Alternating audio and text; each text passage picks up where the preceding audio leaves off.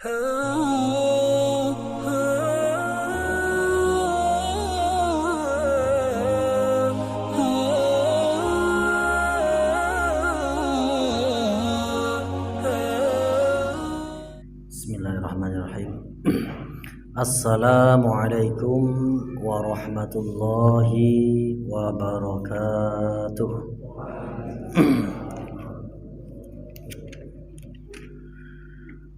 Alhamdulillahilladzi hadana lihada wa ma kunna linahtadiya laula an hadana Allah. Asyhadu an la ilaha illallah wahdahu la syarika lah wa asyhadu anna Muhammadan abduhu wa rasuluh. Allahumma fassalli wa sallim wa barik ala sayyidina wa maulana Muhammadin wa ala alihi wa ashabihi wa man sara bihadihi ila yaumiddin. Subhanaka la ilma lana illa ma 'allamtana innaka antal alimul hakim wa tub 'alaina ya maulana innaka antat tawwabur rahim. Rabbi shrah li sadri wa yassir li amri wahlul 'uqdatam min lisani yafqahu qawli. Amin. Amma ba'd. Hadratal mukarramin wal muhtaramin ingkang kula hormati panjenenganipun Simbah Haji Ali Mahmudi, panjenenganipun Al Ustaz Mulyatin lan sedaya jamaah Masjid Al Istiqomah, para bapak, ibu, kang mas, adik lan mbak yu sedaya ingkang sami rawuh sedaya kula hormati.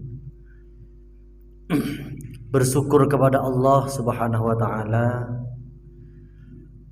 pada malam yang mulia ini, malam hari Jumat Sayyidul Ayyam, Allah mempertemukan kita, mengumpulkan kita dalam keadaan yang utama dan mulia, dalam keadaan thalabul ilmi, mempertemukan kita dan mengumpulkan kita untuk mengkaji kitab yang paling utama dan mulia, kitab Al-Quran, yang diberikan sebagai mukjizat Nabi yang paling utama dan mulia, yaitu Nabi Muhammad SAW,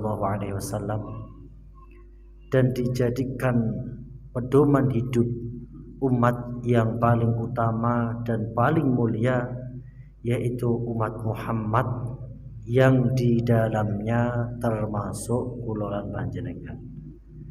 Semoga dengan segala kemuliaan dan keutamaan yang Allah berikan kepada kita pada malam hari ini, kelak di yaumul kiamat, di yaumul mahsyar, yauma la yanfa'u malun wala banun, kembali Allah mempertemukan kita, mengumpulkan kita dalam keadaan yang utama dan mulia. Amin Allahumma amin. Hadirin para jamaah yang dirahmati Allah, kita lanjutkan kajian kita tafsir Ibnu Katsir surah An-Nur ayat ke-36.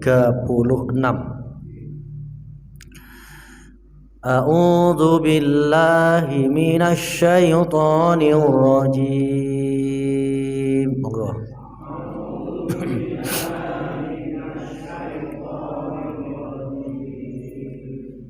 Bismillahirrahmanirrahim.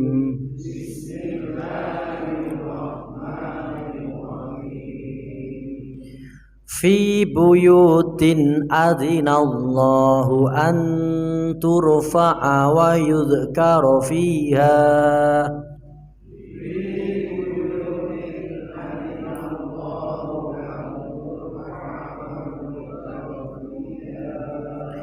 wa yudhkara fiha ismuhu yusabbihu lahu fiha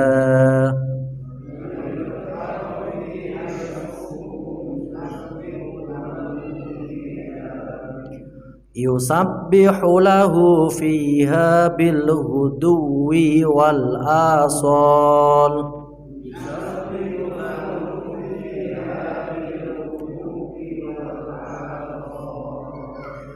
Rijalul la tulhihim tijaratun wala bay'un an dzikrillah.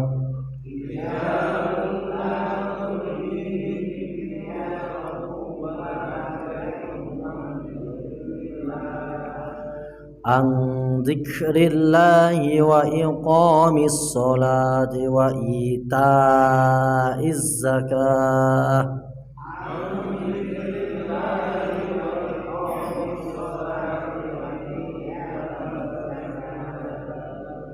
Yakhafuna yawman tataqallabu fihil qulubu wal absar.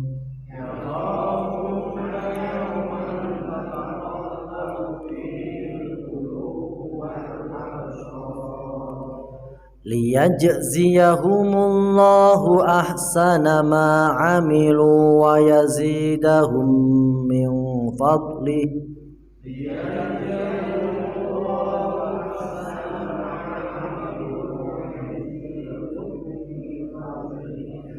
Wallahu yarzuqu man yasha'u bighairi hisab.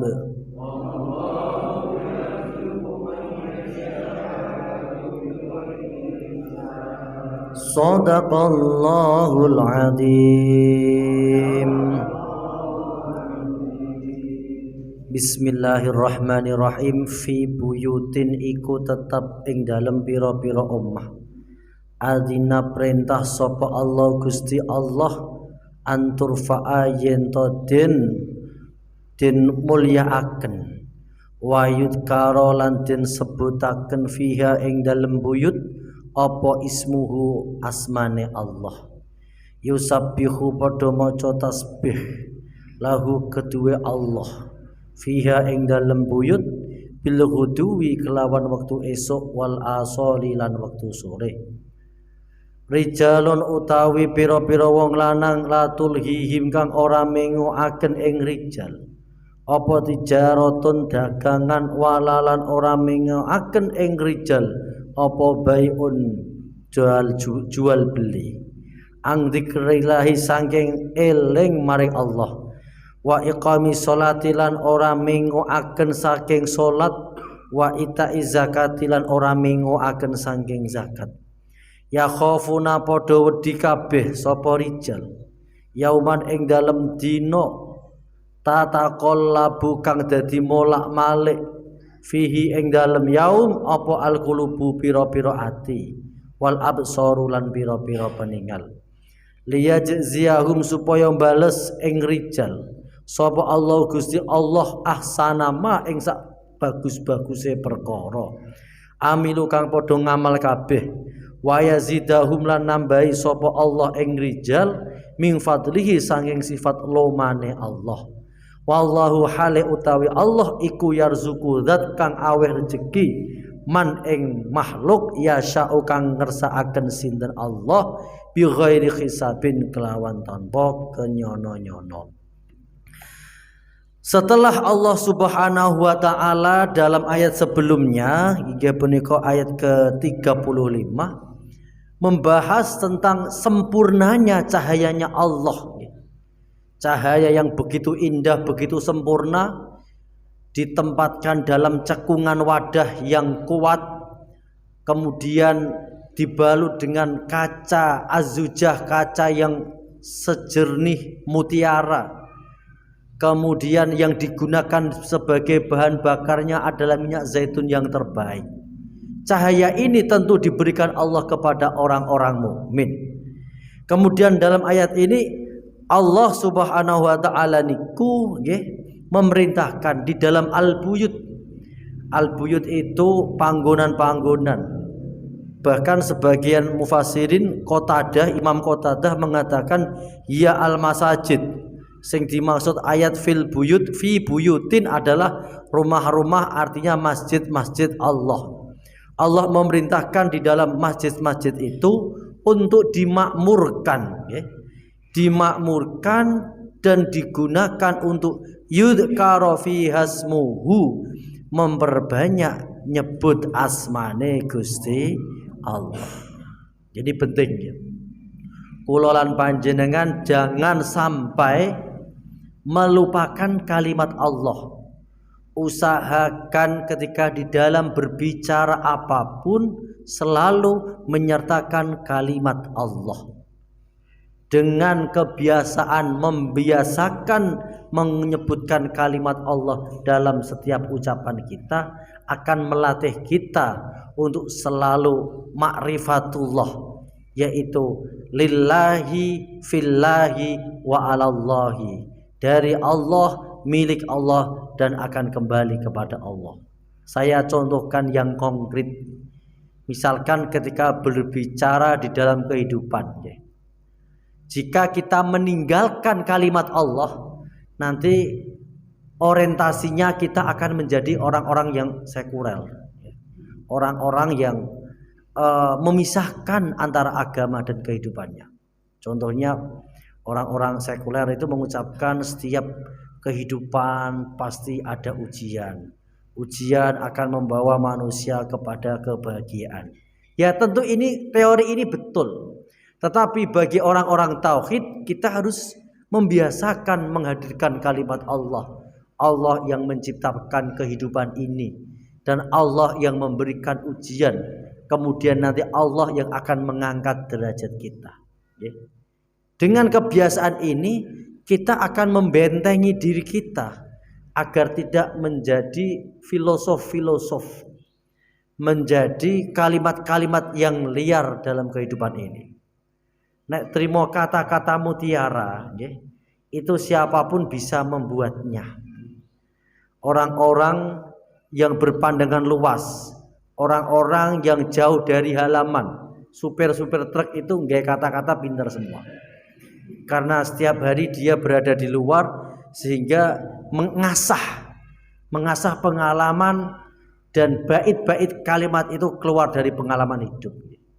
Yang membedakan orang filosof dengan orang beragama, yaitu tadi mengembalikan apapun dalam kehidupannya kepada Allah Subhanahu wa ta'ala. Lillahi fillahi wa alallahi. Jadi menyebutkan kalimat Allah di dalam ucapan, menyebutkan kalimat Allah di dalam tulisan adalah salah satu bentuk pembiasaan agar kula lan panjenengan selalu mengingat Allah dan agar memperkokoh setiap langkah kita. Jadi langkah ini jika tidak dibarengi dengan asma Allah, kaki akan mudah tergelincir. Misalkan seseorang baru diuji dengan sebuah masalah, tentu dalam kehidupan Allah memberikan permasalahan yang berbeda-beda dan yang bermacam-macam.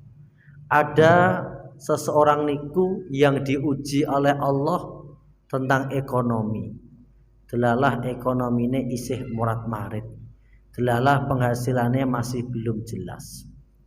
Lah bagaimana menyikapinya? Kalau kita terbiasa lillahi fillahi wa alallahi, kita akan menemukan rahasia Allah dalam kehidupan dan ujian itu. Cara berpikirnya salah satunya kados ngeten. Alhamdulillah, karena saya diuji Allah gak duit-duit, aku ora patek duwe bondo, itu tanda cintanya Allah. Berarti saya dibatasi di eman-eman karo Allah, ben ora lunga kluyuran separan-paran. Di eman-eman karo Allah, ben ora lunga misalkan tenggene tempat-tempat prostitusi, nenggone nyawer-nyawer dangdut dan lain sebagainya. Akhirnya lebih tenang. Dengan adanya ekonomi pas-pasan, akhirnya banyak di rumah. Dengan adanya ekonomi pas-pasan, justru memberikan benteng tersendiri agar seseorang itu tidak terjerumus dalam hal-hal yang dapat membinasakan. Makanya tetap bersyukur, alhamdulillah. Ketika seseorang diuji Allah banyak harta, penghasilan nyata, ya, usaha sukses, juga bisa dijadikan media untuk mengingat Allah. Alhamdulillah ya Allah, dengan Engkau mengamanahkan harta ini di tanganku, saya bisa membantu pembangunan masjid, saya bisa membantu dana untuk kemakmuran masjid, saya bisa membantu tetangga saya yang tidak punya. Minimal setidak-tidaknya dengan saya mempunyai usaha bisa menolong beberapa pemuda-pemuda muslim untuk tertolong bisa mendapatkan lapangan pekerjaan. Daripada dipekerjakan oleh orang non muslim, ya, lebih baik saya pekerjakan. Alhamdulillah. Ini, ya, jadi dengan kalimat lillahi alallahi fillahi wa alallahi itu memperkuat setiap langkah kita. Mungkin ketika kita sedang diuji oleh Allah dengan sakit, dengan kalimat Allah ini meneguhkan langkah kita, menenangkan jiwa kita. Kita akan selalu bersyukur. Alhamdulillah ya Allah, kula nembe jenengan uji nembe sakit. Dengan adanya sakit, akhirnya terputus kemaksiatan saya. Sing asile nek mungguh kula niki mboten sakit, ngeten niki wonten dangdut, pasti saya nomor 1 di sana. Dengan adanya sakit, saya tidak kemana-mana. Jadi begitu cara berpikirnya. Ketika baru diberi sehat, alhamdulillah ya Allah, dengan kesehatan anugerahmu ini, anugerah kesehatanmu ini bisa saya gunakan melangkah ke al-istiqomah, jamaah, dan kemudian kajian tafsir Al-Quran. Alhamdulillah. Jadi dengan itu kita itu dengan kalimat Allah, ya, wa yudhkaru fiha, dengan membiasakan menyebut kalimat Allah akan meneguhkan langkah, menenangkan jiwa, dan juga menghadirkan keyakinan di dalam kehidupan sehari-hari. Maka Al-Quran mengungkapkan ala bidzikrillahi tatmainnul qulub. Jadi dalam memaknai ala bidzikrillahi tatmainnul qulub itu sebenarnya luas. Mungkin pas jenengan susah terus panjenengan mengucapkan Allah Allah. Loh jare Pak Ustadz nek susah dikon nyebut Allah la ilaha illallah jare iso tenang. Kok enggak bisa iki bagaimana? Kan enggak ngerti ngilmune, ya. Artinya ala bidzikrillah tatmainnul qulub itu nggih sing kula critakake niku wau nggih. Berpikir positif tentang takdir Allah. Nggih mungkin kita lagi sedih, lagi susah, dagangan kita rugi. Atau tanduran kita dirusak oleh hama. Ya cara ala bidzikrillah tatmainnul qulub seperti itu. Yes, alhamdulillah Gusti. Nek panenan ini ternyata kok gagal, ya berarti saya malah justru tidak kewajiban untuk zakat. Jadi berpikirnya seperti itu. Ala bidzikrillah itu seperti itu, ya. Jadi mengembalikan semuanya kepada Allah. Jadi sebagaimana ungkapan hadis wa mali dunyaka ka'annaka ta'ishu abada wa mali akhiratika ka'annaka tamutu ghadan. Bekerjalah untuk duniamu seakan-akan hidup selamanya.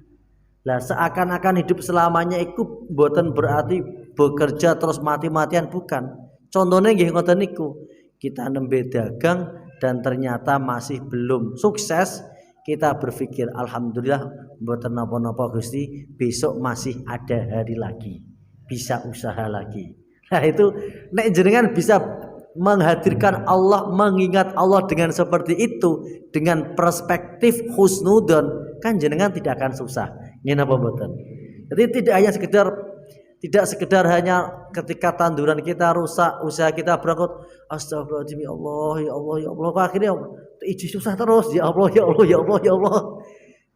Tidak hanya seperti itu, ya itu tentu baik, saya tidak mengatakan itu tidak baik, tetapi lebih kepada mengingat yang benar-benar mengingat. Ya wis Gusti, kula nrimo.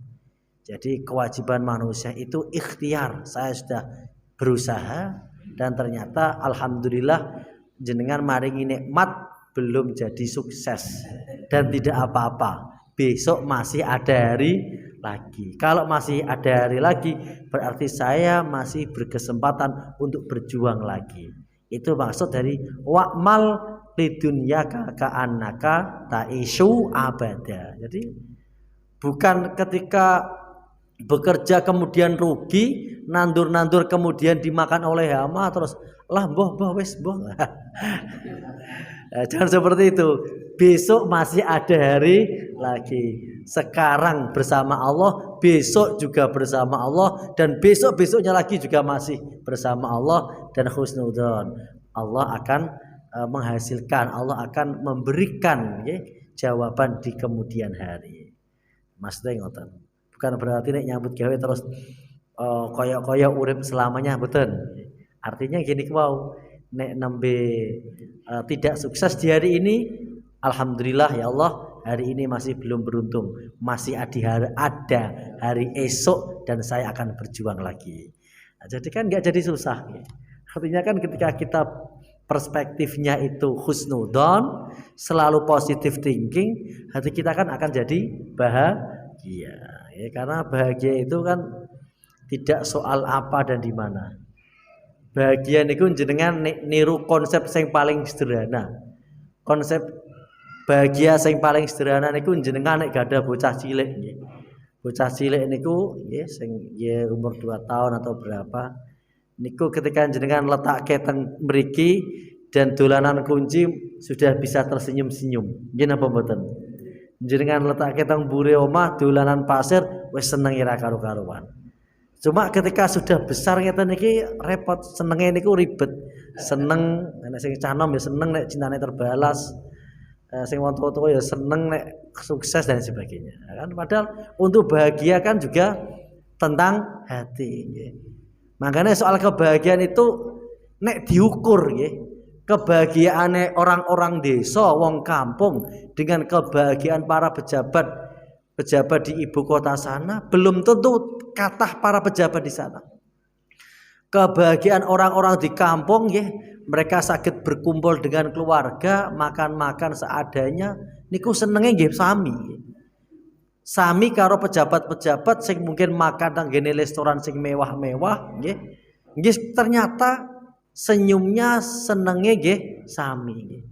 Kadar makanannya yang dipangan juga sama nggih. Pejabat sing nang kota niku makane nggih sepiring, jenengan sing teng omah makane nggih sepiring. Nggih padha wareg nggih. Bukan berarti nek pejabat nang kota apeh duwite akeh, sekali mangan niku terus banyak niku kan nggih mboten.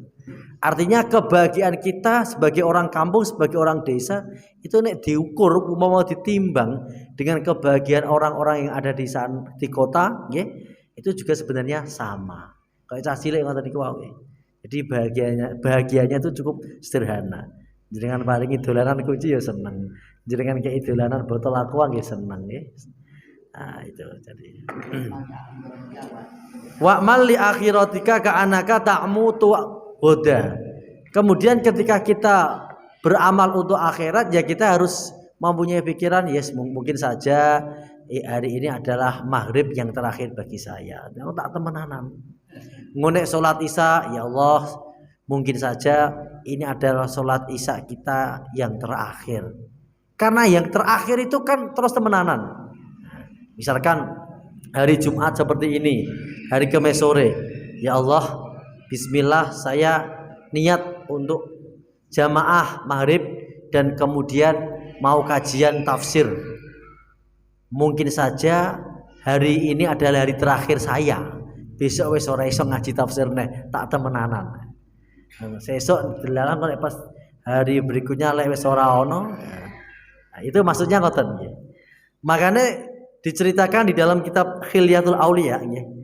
Malaikat napa niku namine? Malaikat sing tukang madoske rezeki karo malaikat penjaga nyawa itu sering tersenyum-senyum melihat manusia. Sering tersenyum-senyum melihat manusia. Contoh ada si Fulan, dia bekerja menabung, ayo kita menabung untuk jaminan di hari tua, untuk masa depan nanti. Kata malaikat apa itu? Pejabatnya wah piye batine, lu Iki SK wis mudun. Engko bengi iki wis bablas ya untuk hari tua. Jare malaikat sing dudum rezeki. Lo hari ini saja kuota rezekimu wis entek wis. Wis ora ana jatahmu wis ora ana. Kowe iku sesuk wis kembali menghadap nang gone pangeran. Jadi begitu. Itu wa'mal li akhiratika ka'annaka tamutu udan. Jenengan coba nek semangate dibikin seperti itu jenengan nggih bahagia tur ya semangat ibadah. Ketika bekerja untuk duniane panjenengan suatu saat belum sukses, jenengan tetap positif, tidak apa-apa. Besok masih ada hari lagi. Allah akan memberikan yang terbaik. Ketika kita beribadah, ya Allah menawa ini yang terakhir kalinya. Sesuk wis ora ono. Jadi kan kita akan lebih enak di dalam mengarungi kehidupan, ya. Jadi kita ya juga selalu tersenyum, selalu berbahagia, nyaman, indah dan juga kita selalu semangat di dalam beribadah. Fiha bil huduwi wal asal nggih. Rijalul la tulhihim tijaratun wala bai'un an dzikrillah nggih. Di sini disebutkan laki-laki ya. Ini sebenarnya korelasinya masih tentang makmurkan masjid nggih.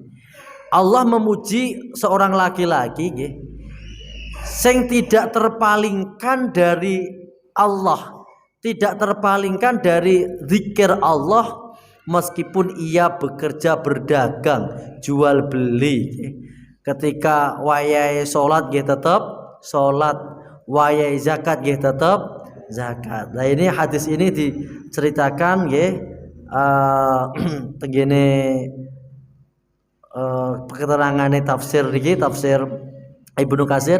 Ini asbabun nuzulnya adalah para sahabat-sahabat yang ada di Madinah.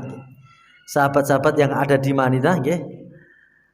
Ketika mereka jual beli nggih, dodol-dodol nonton niku angger wis duha dan Allahu Akbar ya. Sudah wis haram ditutup. Wis sik lunga nang masjid sik. Nah, itu maksudnya rijalul la tulhihim tijaratun wala bai'un an dzikrillah wa iqamis shalah wa itaiz zakat. Bekerja ya bekerja, tetapi ketika sudah terdengar adzan maka gerai-gerai ditutup. Leren. Ayo salat. Alhamdulillah. Ya khafuna yauman tataqallabu fihi alqulubu wal absar nggih. Para lelaki-lelaki itu hatinya itu selalu nggih mengingat khawatir dengan hari pembalasan yang dimana di dalam hari pembalasan itu tataqallabu hati niki molak-malik nggih. Molak-malik artinya sedih, susah nggih. Mata terbelalak melihat orang-orang mahsyar, melihat siksanya Allah. Terus ada hadis ini. Qala Rasulullah sallallahu alaihi wasallam, la taqumu sa'atu hatta tatabahan nasu fil masajid. Tidak akan terjadi hari kiamat sehingga manusia-manusia ini lomba-lomba api-apian masjid ning ora ana suarane sing dinggo nutur asmane Gusti Allah. Masjid api ning tidak ada kegiatannya apa-apa. Ya alhamdulillah kita bersyukur dengan Masjid Al Istiqomah. Setiap malam Jumat kita ada kajian ya. Setiap malam ana bocah cilik-cilik itu ngaji ya. Setiap 5 waktu ada kegiatan jamaah. Setiap Jumat ada kegiatan Jumatan seperti biasa. Juga ada yang istimewa itu ini tuh disediakan ya. Jumat berkah plus kalih petugasnya. Akhirnya yang tertib. Nah nek mboten ana sing bagi akhirnya tuh yang kaya makin kaya terlalu di rumah lama sing akeh entuk akeh sing ora entuk. Tapi saya pernah juga bali di Jakarta itu di daerah Ciledug di kata mriko niku. Itu juga ada masjid yang seperti itu. Jadi masjid itu ibu-ibunya pakai seragam majelis taklim. Kalau di Jakarta kan majelis taklim ada logonya. Itu yang bagian itu. Atau saya enten prasmanane itu. Nanti enten sange dicidhuke, ada makan di sini. Jadi melayani para tamu-tamu Allah. Itu. Fi buyutin adinallah an turfa'a. Ini sebenarnya juga hadis-hadis yang di dalam niki nggih tafsir itu banyak sekali nggih tentang memakmurkan masjid. Nah, tak baca beberapa saja nggih.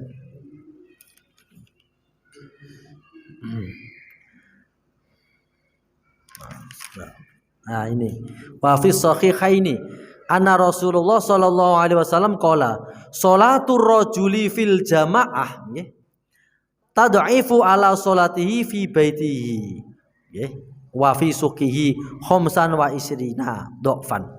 Salatnya seorang laki-laki ketika dalam bahasa Arab itu menyebutkan laki-laki nggih ya kadang-kadang itu juga wanita juga ikut, tapi memang ketika berbicara masalah masjid ya, itu lebih seringnya laki-laki ya.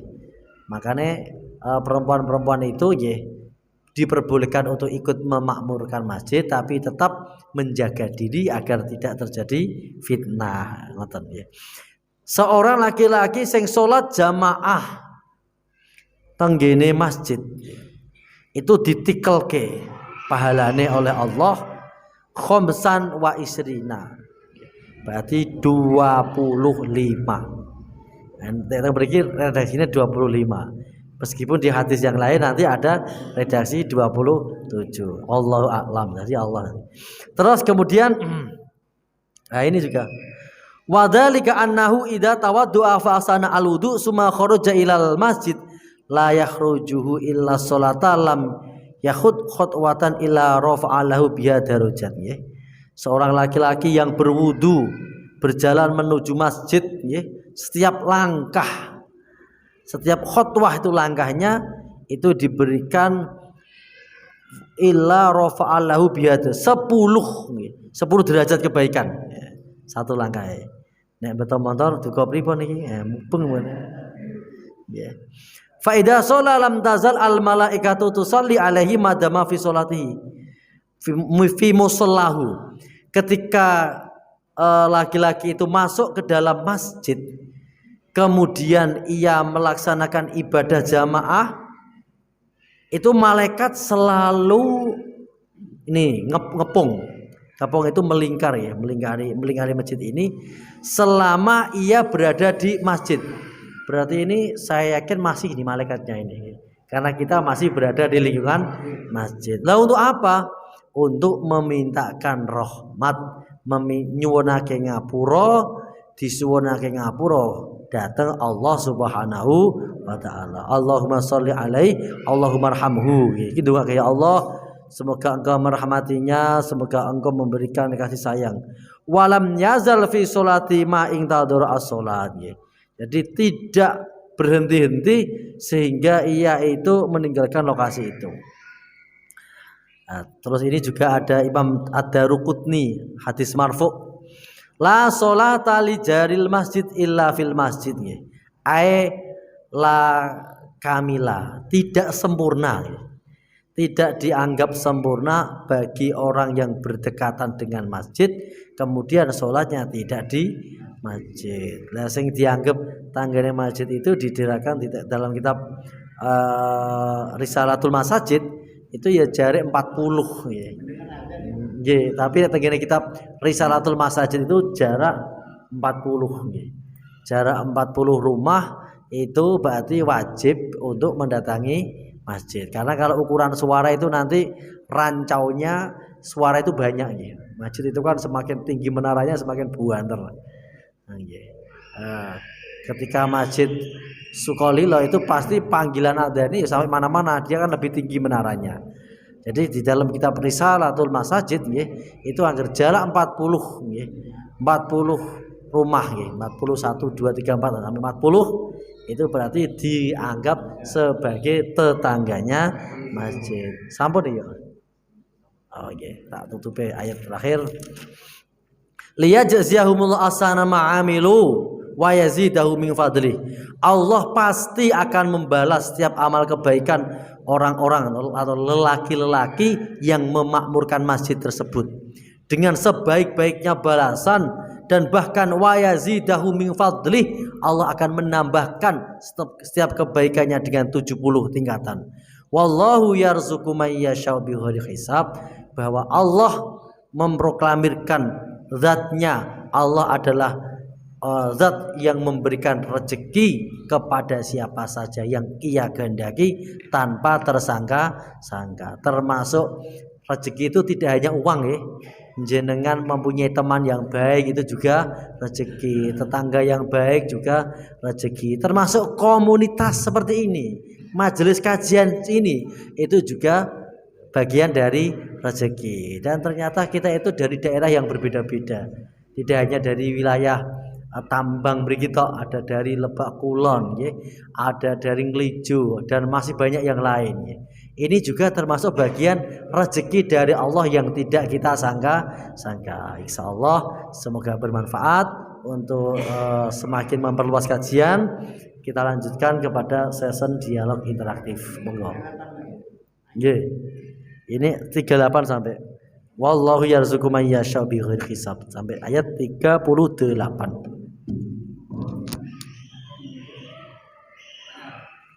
Oke, monggo.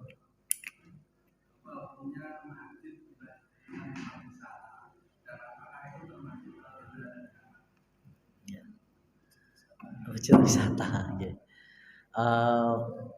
Memang tadi kan ada hadis ya. La taqumu sa'atu hatta tatabahan nasu fil masajid. Tidak akan terjadi kiamat sehingga manusia itu lomba-lomba menghias masjid, tetapi kosong, tidak ada yudkaru fi hasmuhu, tidak ada nama-nama Allah disebut di sana, tidak ada kajian-kajian Islam di sana. Kemudian bagaimana hukumnya kita wisata di masjid? Kita akan mengambil dasar dulu dari yang paling mendasar, yaitu innamal a'malu binniyat wa innamal likulli imri'in ma nawa. Jadi segala sesuatu itu tergantung pada niatnya. Seseorang ini akan mendapatkan apa yang menjadi niatnya. Sekarang banyak fenomena-fenomena masjid yang banyak dikunjungi. Sekarang Masjid Zahid siapa itu di Solo, Masjid Al-Jabar karya dari Ridwan Kamil, dan juga ketika kita umroh juga sebenarnya mengunjungi ada Masjid Kuba dan lain sebagainya. Nah, niat wisata ini tentu nanti akan kita rinci wisata yang bagaimana. Kalau niatnya wisata, karena kata-kata wisata itu kan nanti kita akan mengkaji dari kaidah bahasa wisata itu apa. Kalau ziarah itu diperbolehkan. Ziarah itu ya mengunjungi. Nah, nanti kita harus di dalam konteks definisi wisata itu apa ya.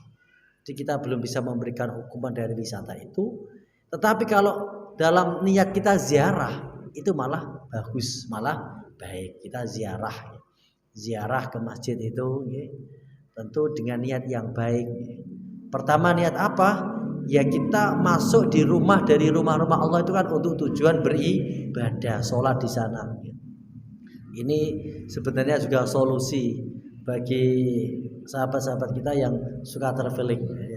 Innamal a'malu binniyat. Ya, ketika jenengan mungkin dalam satu sisi kepengin ya, kepo cara kepengen ngerti sih kayak apa sih Masjid Al Zahid di sana ya. Kita ke sana dengan niat ziarah. Di sana kita wudu, sholat 2 rakaat, sholat sunnah 2 rakaat. Masalah foto-foto ya itu perkara dunia lah, terserah ada apa-apa. Nanti kan kita totalan di akhirat. Ya nanti ziarahnya dan foto-fotonya itu masih berat mana. Tapi kalau murni dia hanya untuk gaya-gaya saja, ya. Gaya-gaya saja, foto-foto saja, tidak ada sholat di sana, tidak ada iktibar mengambil pelajaran, atau dalam bahasa sekarang itu iktibar itu ya studi banding komparatif. Ya. Terus kemarin saya bersama Mbak Ali, Pak Mulyatin di Masjid Jauharatul Imamah, ya.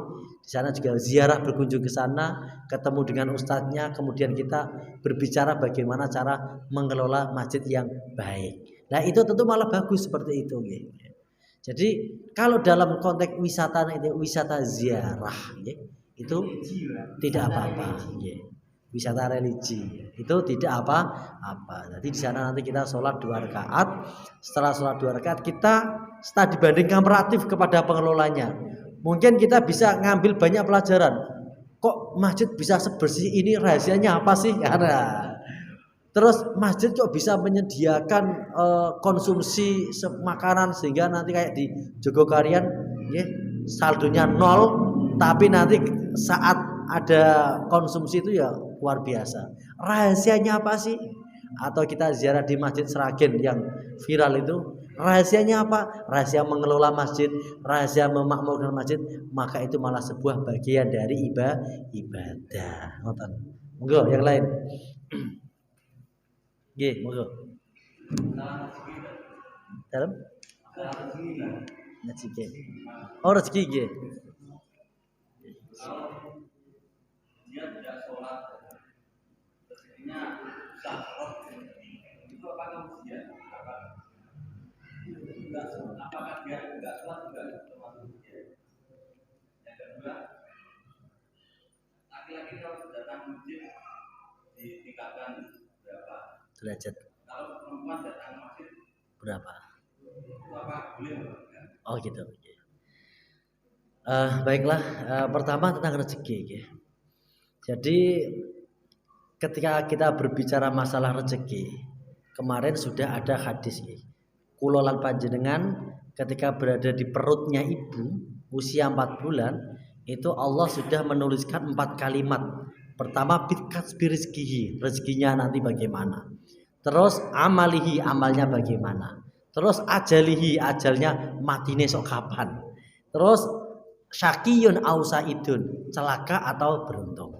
Jadi masalah rezeki itu tidak bisa dijadikan tolak ukur kedekatan seseorang kepada Allah Subhanahu wa taala. Terus kemudian ada ungkapan di dalam hadis ya, apabila harta benda atau dunia ini ada nilainya di sisi Allah, meskipun cuma bobot satu sayap nyamuk, maka pasti Allah tidak akan memberikan itu kepada orang selain orang mukmin. Tetapi karena dunia itu tidak ada nilainya bagi Allah ya, maka diobral lah, sapa segelem pek-pek ngono lah bahasanya, diobral. Siapapun kalau mau berusaha pasti akan Allah beri dan Allah kasihkan. Terus ketika orang tidak sholat terus diberikan rezeki yang sulit ya bisa saja itu adalah teguran dari Allah. Karena orang-orang yang jauh dari Allah itu diingatkan Allah dengan kadang-kadang dengan musibah-musibah. Musibah itu banyak. Musibah itu tidak hanya kaitannya dengan rezeki ya, mungkin dengan permasalahan yang lain, dengan kurang berkah rezekinya, delalah entuke akeh tapi metune akeh sami mawon nggih. Cara entuke rezeki akeh, carane napa ning kaya wis bablas sakine begitu, seperti itu. Nah, itu juga yang bisa mengelola semuanya adalah Allah Subhanahu wa taala. Maka kita seperti tadi sampun saya sampaikan, rezeki itu tidak hanya soal harta benda. Kalau kita mengatakan harta benda, tentu Allah mengobrolnya kepada siapa saja. Tapi kalau masalah rezeki itu banyak. Kita punya anak yang nurut itu juga bagian dari rezeki. Kita punya teman yang baik, komunitas yang baik, itu juga bagian dari rezeki. Terus kemudian bagaimana wanita ke masjid?